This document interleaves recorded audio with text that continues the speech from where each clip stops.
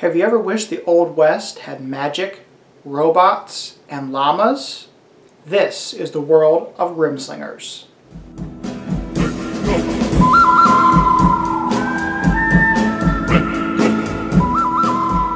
So in Grimslingers, you are a Old West slinger who was given some magical powers by the Iron Witch.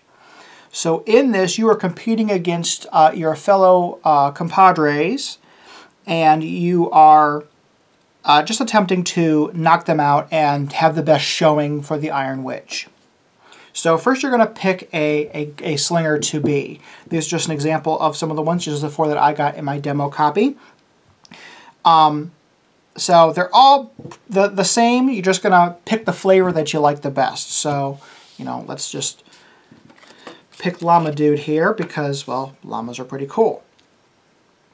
You're going to get a little Animus Dude who is your guy that helps track your energy. Then you're going to look through and you're going to find your duel tickets that match your player's color.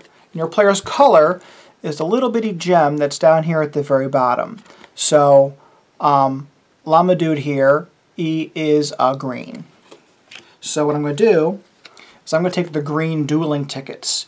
You use these in a 3 or 4 player game. You don't use them in a 2-player game because you always know who you're targeting in a 2-player game. But in this, you're going to take these and they're going to show on the backs the colors of all the other players. So when you play a spell against them, you'll know who you're always targeting. So you will take those. Then there are several energy trackers and health trackers. They each have their own little flavor.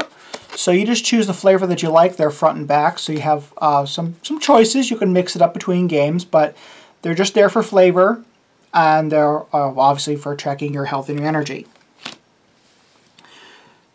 To get everything set up, you will take your slinger and then you will point him at 10.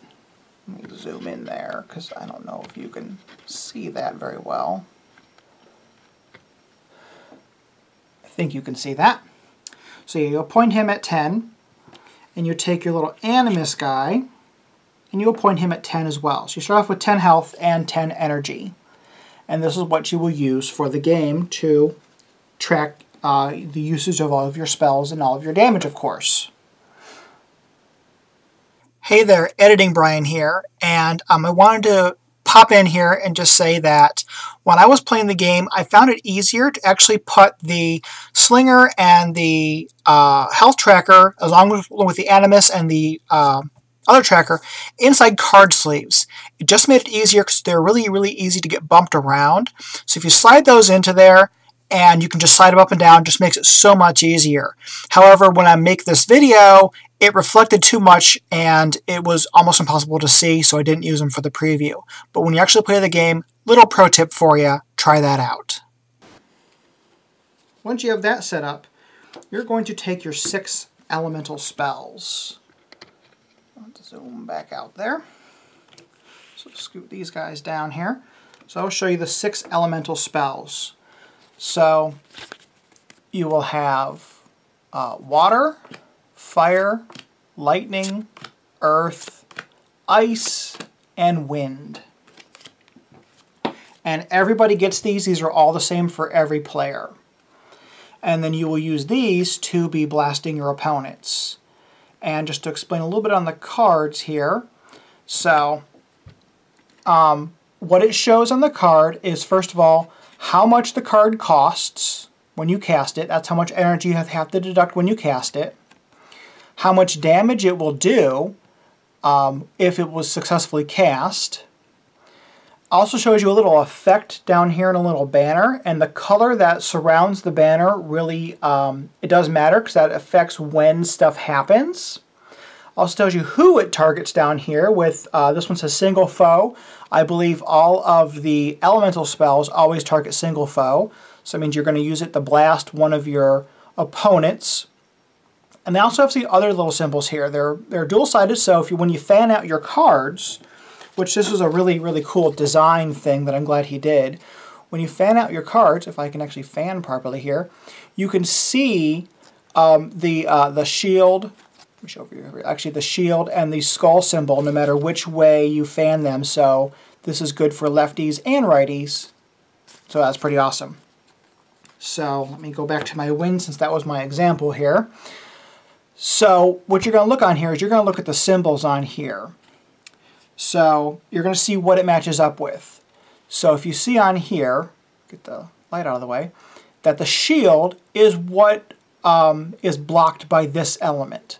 So this element is blocked by, well, this little triangle here. So you got to look and you got to find out what that triangle is.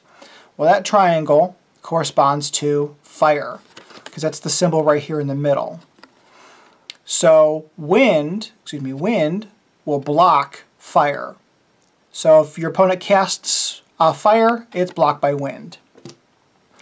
Then also, wind is weak to, which is the skull symbol, tells you what it is weak to, and that is a diamond shape. And the diamond shape, well, that one is ice.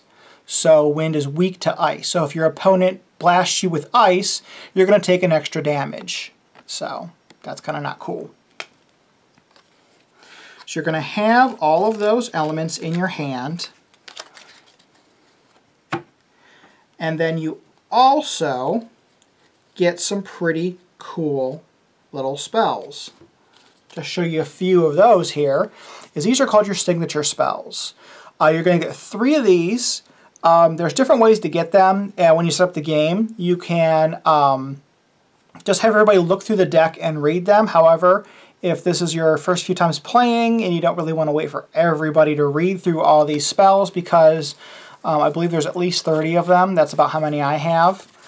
That can take a while. So I don't really want to wait because I'm a little impatient. I just want a game. So you have 2 options the way I like to do it. The way I do it is you can either just randomly give everybody 3 spells, or you can have everybody draft spells. So you do it kind of like that collectible card game that shall not be mentioned. And you're going to take 3 spells, hand them out to each person. Each person gets 3, of course. And then you pick a spell you want, you pass them along until everybody has 3 spells. And there are several different flavors of these. So like stuff like Rapture. It is a draw a number card. All foes will take that amount in damage. I'll explain the number cards in a second. And also these cost, this one costs 5. So this is a pretty hefty spell. But as you see, it does actually no damage, but the spell itself does damage if it was successful. Convert, which is right here. This one says any damage that would have been taken this turn will give you that much health instead, which is pretty cool. And see, this one has a different thing. It doesn't target foes, it targets self, and it has a blue banner, which actually goes before the red banner effects. So this is a pretty cool one to play when you really need to get some health back. Or your, yeah, you want to get health back with that one. And then let's look at Hush. Hush is a purple banner which goes before everything. So this one targets everybody. So let me show you the whole card here. But all players in play must be immediately, all cards in play, I can't even read. All cards in play must be immediately deactivated, excluding this card. So this just kind of silences, this is just, you know, like reset. This round never happened. So you're going to get 3 of those into your hand. And then you get to play. But let me find the number deck, because that is something that is very, very important. So there's also this number deck, which has the cards 1 through 5, 2 copies of each. And you will use these whenever there is what I always call a clash, but the game always calls it part of the aftermath phase, and it is a face-off. So when you go into a face-off, you're going to use these cards to determine whose spell wins. So let me just show you a little bit here. And on my turn, let's just say I choose to, let's play ice. So I'm going to choose ice, so that goes face down in front of me. And my opponent chooses, let's say they choose lightning. So what they'll do is that will go face down in front of them. And then when you're ready, you'll draw. You flip over your cards. The first thing you look for is a purple banner. No purple banners are here, so you kind of ignore that. Then you look at any cards that target self or team. Well, these don't do that either. All players, none of those. All foes, none of those. Uncontested cards. These won't be uncontested because these are the ones that are actually clashing against each other. And then you go into the contested cards targeting a single foe, since these are targeting each other, if I can get them in the camera. So now you go into what I would call the clash. First you look for blue banner effects. There are no blue banner effects. Then you look for blocks or weaknesses. Well, lightning and ice don't block each other, and they're not weak to each other because they don't have the corresponding icons. So then you go into a face-off, which is the most fun part of the game, I feel. So we'll see, we'll put lightning and ice over here. So then that's when you grab this number deck. You always give it a shuffle because you're going to use it throughout the game, and just make sure it's shuffled so you don't pull the same cards over and over again.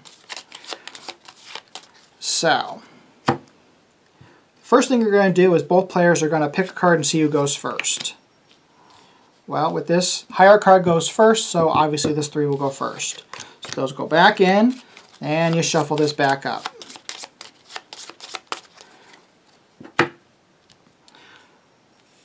So, ice gets to go first. So ice gets a 2. Lightning gets a 3. Now ice has a choice. Do they want to push, or do they want to hold? What they're trying to get to is they're trying to get to 11. So it's like a mini version of blackjack. So obviously they want to take another card here. So they take a 1. So now they have 3. So lightning player over here, they're going to push again, and they get a 5. So now they have 8. So they're getting pretty close to 11 over here. Measly 3 over here, they really need to get some cards. Well, now they have 5. So the player over here now decides they have 8. They're looking at a 5. They're feeling pretty confident over here. So what they're going to do is they're going to hold. They're going to hold at their 8. So the other player's like, you know what, I need to beat that 8. So they're going to pull. And unfortunately, they have, let me find the word here. They have busted, but in this game they use a different term, which is exhausting. So, unfortunately, this player has now exhausted.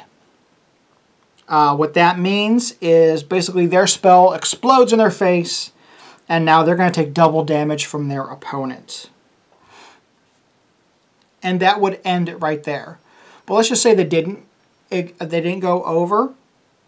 If the other player gets exactly to 11, it's called apexing. And apexing, which means they'll do an extra, they'll do +1 damage. And that's how that works. So the lightning player now will do their damage on their card, which is 3. But it's doubled because they busted, so their opponent's going to get 6 damage, which in this game, 6 damage is a lot, because you obviously only have 10 health to deal with. So that is a little flavor of how Grimslingers works. One of the things I really, really love about this game is the graphic design. That's one thing that made me seek out this game. I contacted the creator and artist, Stephen Gibson, like 8 months ago. I just saw a little piece of his art and I'm like, wow, I don't know anything about this game, but it looks fantastic. I have to know more about it. and we've just been actually become really good friends, I feel. And we've been communicating back and forth. I've been giving them feedback about the game myself, and just seeing this game become something physical is just awesome. So the graphic art is really, really top notch. The gameplay is really fun, especially if you get with people that really get into it. You can have these fun little duels and just clash with each other. You know, come back from, you know, a big deficit, and it's a really cool card game to get out on the table. This is going to be on Kickstarter very soon, if not already. So please seek it out, find it, back it. You're going to have a great time playing Grimslingers. So there it is again. Look for it, play it, have an awesome time.